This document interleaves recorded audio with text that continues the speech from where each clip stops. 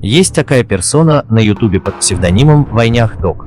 Человек ведет канал якобы, где он призывает наши народы, чеченцев и ингушей, к единству, аргументируя это тем, что мы один народ, одна нация. Постоянно говорит, что чеченцы и ингуши один народ, кровные братья и так далее и тому подобное, но все же этот человек так не считает на самом-то деле, и он является чеченофобом и врагом нахчинского народа.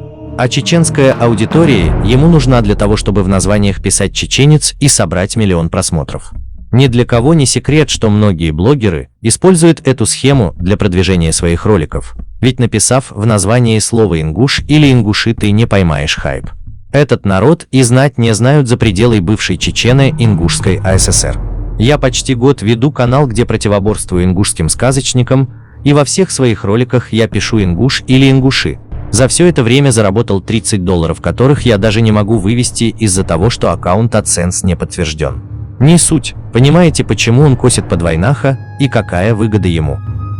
Далее я прикреплю скриншот, где админ канала Войнах Дог по методике ярых ингушских чеченофобов вроде Идриса Абадиева обвиняет чеченский народ, что они безродные, что чеченцы не знают своих предков и так далее. Речь идет о чеченцах, живущих в Ачхой-Мартане.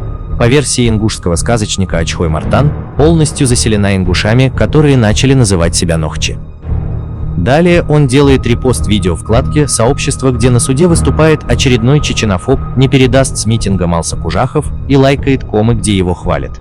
Очевидно, что этот админ канала является такой же личностью, как и этот Малса Кужахов, который на митинге как только мог оскорблял чеченский народ.